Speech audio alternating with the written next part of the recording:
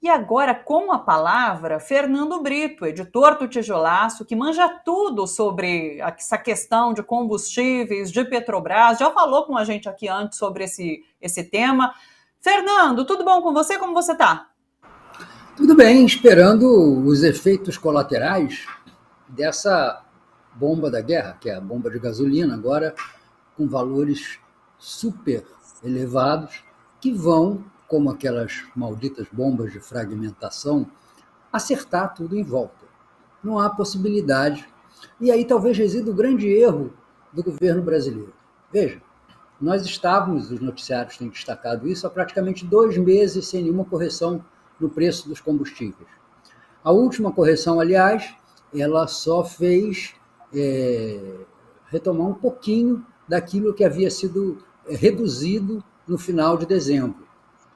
Então, nós temos uma escada de preços, né, que veio das mínimas que o petróleo atingiu no terço final de dezembro do ano passado, que ficou na casa de 78, 80 dólares o barril. Isso foi subindo ao longo de todo o período. Antes mesmo da detonação da guerra entre Rússia e Ucrânia, nós já tínhamos o petróleo na faixa de 95 dólares, portanto, 20% mais caro do que aquele valor que tinha no final de dezembro do ano passado. E o governo brasileiro, ansioso por fazer a inflação baixar de 10%, e não conseguiu, segurou o preço da gasolina nos meses de janeiro, fevereiro e esse iniciozinho de março, que já é, digamos assim, no após a guerra. Infelizmente, não é no pós-guerra. Então, o que aconteceu? O governo carregou a necessidade de correção do preço do combustível para um patamar em que ele se torna explosivo. Quando você pega o sistema de transporte rodoviário e atira em cima dele 25% de aumento do diesel de uma só vez, você inviabiliza o funcionamento dele com aqueles preços. Não é uma questão se vão apertar a margem, se não vão apertar a margem. Não, a atividade é inviável. Outro problema que nós temos é o transporte público, que também depende do óleo diesel. As tarifas, né, São Paulo é um bom exemplo disso, elas foram represadas, seguradas, esperando resolver um possível subsídio federal para o Vale Idoso, que ajudaria a aliviar os percentuais de reajuste das tarifas, coisa muito importante em um ano eleitoral. Então, o que você começa a perceber? Aqui no Rio, por exemplo, você já tinha, e agora vai ter mais ainda, uma redução da frota do transporte coletivo. Se a minha operação me traz prejuízo, a maneira de eu diminuir o prejuízo é ou eu elevo o preço ou eu reduzo a operação. E, na prática, o que está sendo feito é isso, com um imenso sacrifício para a população que depende dos ônibus. Então, nós vamos juntar um aumento de 19% na gasolina, que é responsável não só pelo custo, uma parte dos custos do setor de serviços, né? Quem trabalha prestando serviços utiliza basicamente veículos a gasolina, uma parte importante do transporte de hortifruti granjeiros, que se dá em veículos menores, caminhonetes, combis, que consomem gasolina, e, infelizmente, você vai reduzir a praticamente zero a atividade dos motoristas de aplicativo e dos motoristas de táxi, que já não estavam suportando operar com os valores que tínhamos antes e muito menos suportarão os valores agora fixados. Essa história do vale combustível, isso é história da carochinha. Você frisou que depende da aprovação da Câmara, não vai ser difícil, porque para distribuir dinheiro todo mundo vota a favor, né? Mas é de uma operação muito difícil. Como é que você opera isso? Como é que você evita, por exemplo, que o vale gasolina seja recomercializado? Portanto, eu tenho um vale gasolina, eu abasteço, e aí eu vou vender a gasolina para você com um ganho que compensa a minha atitude, né? E é vantajoso para quem adquire, porque adquire a preços menores do que o mercado. E o acúmulo de gasolina em casa, enfim, é uma tristeza o efeito que isso provoca. Isso do ponto de vista dos preços do combustível. Só que, ao lado do aumento dos preços dos combustíveis, existem outros aumentos que são muito sérios. Por exemplo, se você olhar hoje na internet, nos supermercados, o óleo de soja já está beirando os R$10. O pão não tem jeito, vai subir de uma média aí de R$14 o quilo do pãozinho, ele vai passar para alguma coisa perto de R$20. E isso afeta diretamente a população que tem um padrão de consumo mais baixo. E tem o macarrão, enfim, não tem saída. O aumento conjunto de gasolina, diesel, gás de cozinha, trigo e soja vão explodir na mesa do brasileiro. Então, o que nós fizemos? Nós acumulamos todos esses reajustes, né? Exatamente como se faz uma bomba. Você concentra e solta de uma vez. É isso que está acontecendo. A má condução e a demagogia de um governo que tentou se promover dizendo que ia evitar o inevitável, que era algum tipo de reajuste no combustível, vai gerar agora uma desorganização completa das cadeias de suprimento no Brasil. Com um detalhe, há um outro elemento perverso. No dia 16, o Banco Central, o Copom, Conselho de Política Monetária, faz a sua reunião para definir os níveis da taxa Selic. E já há um consenso de que essa taxa deve subir dos atuais 10,75% para alguma coisa em torno de 12%, que era mais ou menos o que se esperava chegar até o final do ano. Tá? Esses 12%, infelizmente, talvez não venham a ser nem o suficiente para que o Banco Central mantenha uma taxa de juros positiva em relação à inflação, porque também a inflação já deve aparecer no próximo Boletim Focus acima de 6%, quando tinha uma previsão de 5,6%, e as instituições financeiras já sabem que ela vai chegar a 7, 7,5%, 8%, no mínimo, ao longo desse ano, e isto se o quadro eleitoral não nos levar a um outro desequilíbrio financeiro, como frequentemente ocorre. A gente sabe como é no Brasil a lenda, né, que desde aquele Mário Amato se criou, de que uma possível vitória do PT significaria um êxodo de empresários do Brasil, que só faltava aparecer com aquelas estações terríveis lá na Polônia, onde chegam refugiados ucranianos, porque os empresários iriam fugir. É claro que isso melhorou um pouquinho, mas não melhorou completamente. O dinheiro que não tem base física, que está exclusivamente na especulação, esse dinheiro entra e sai com maior facilidade.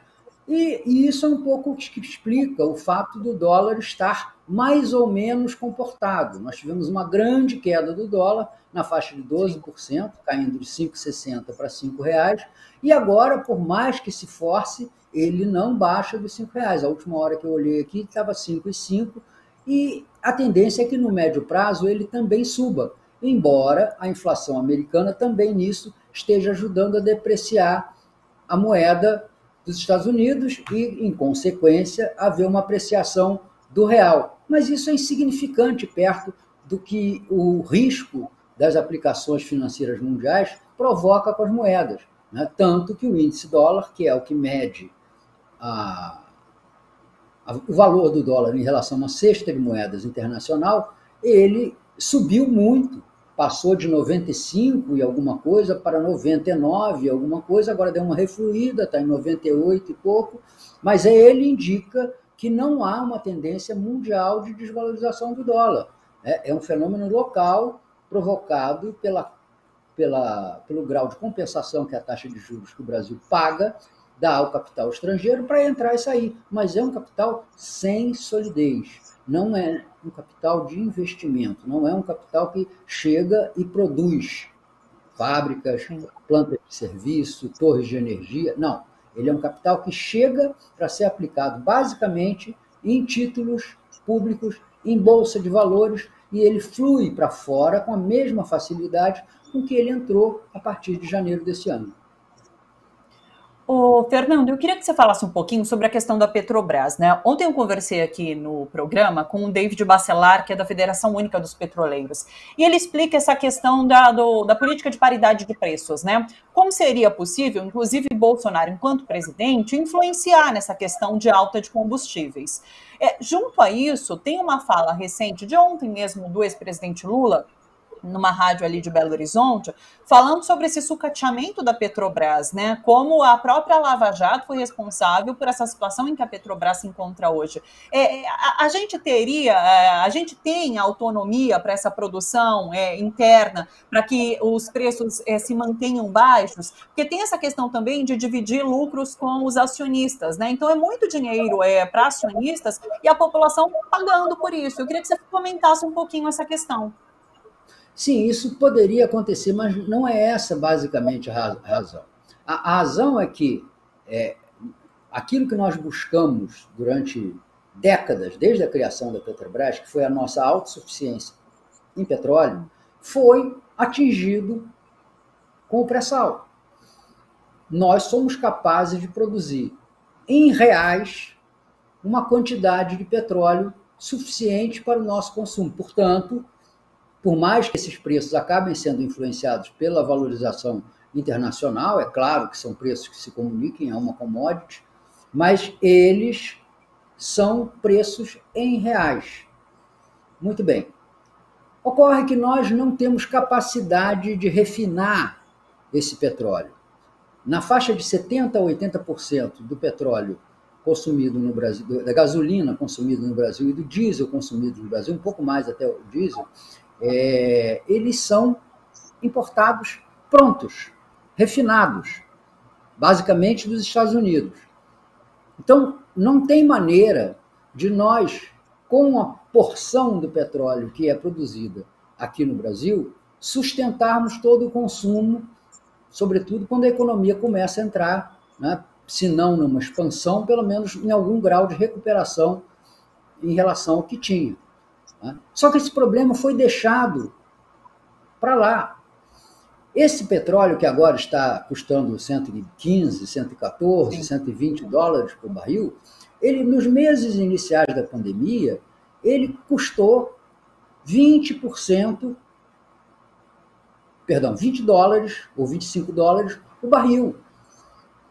Já aconteceu o problema contrário. E ninguém viu no Brasil uma mega redução de preço de combustível. Então, nós estamos importando 30% praticamente do nosso consumo. Nós estamos vendendo as nossas refinarias, quer dizer, paralisamos o polo petroquímico aqui do Rio de Janeiro, né? Reduzimos a operação da RENEST, que é a refinaria do Nordeste, a conhecida Abreu e Lima, né? Diminuímos o trem de refino daquela refinaria. Já entregamos uma refinaria mais antiga do Brasil, a refinaria de Mataripe, Landulfo Alves, para um grupo dos Emirados Árabes Unidos, que, aliás, se porta com a maior sem cerimônia e aplica reajustes nos seus preços, independente dos reajustes adotados pela Petrobras, e consegue ocupar uma parte da região Nordeste em razão da necessidade de frete. Vendemos a nossa rede de gasodutos, né?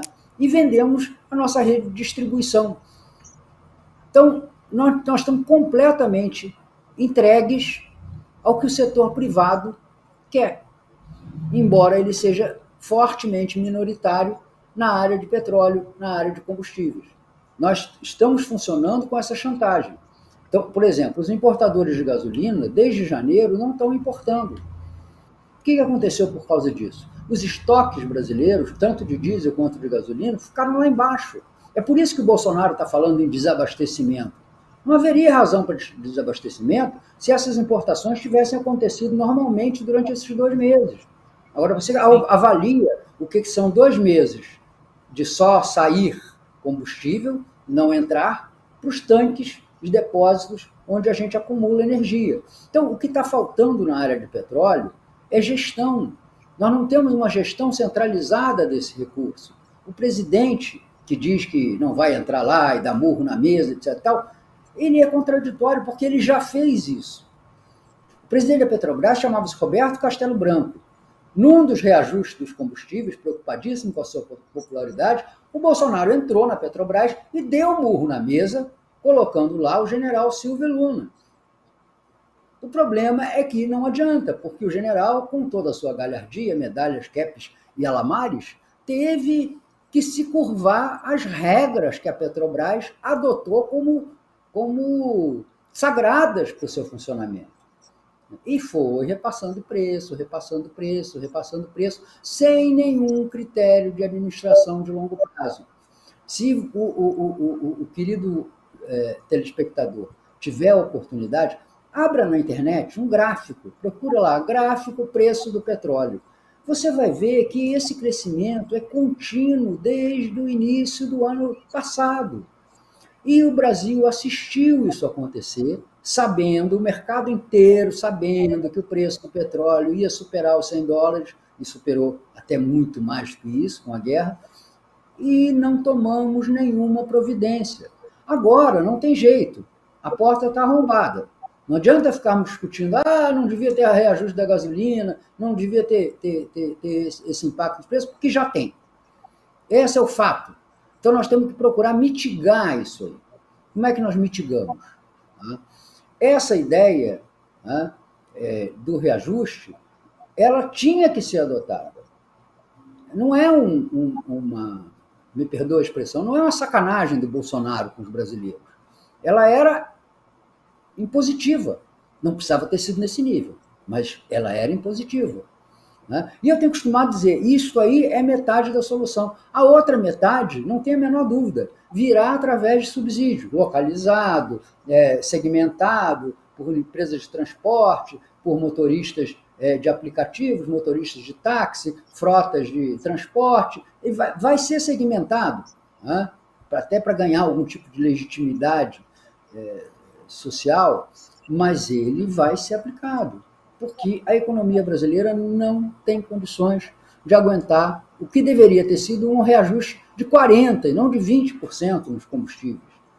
Para continuar a seguir a cartilha da paridade internacional, que sempre foi colocada como sagrada por esses gestores, como sagrada, aliás, por outros gestores, vamos lembrar do Pedro Parente, né, no governo Temer. Né? E aí eles chegam diante da situação explosiva. No caso do governo Temer, por exemplo, a situação explosiva foi a greve dos caminhoneiros. Aquilo obrigou a Petrobras a puxar o freio do reajuste do diesel. Agora, também vai ser em relação aos caminhoneiros. Aliás, foi muito engraçado ontem, porque um desses líderes caminhoneiros, o tal de Chorão, né, disse que não trabalha para o Bolsonaro, não vota no Bolsonaro, e tal. Chorão é um bom nome mesmo para ele, é um bom apelido, porque não adianta. Né?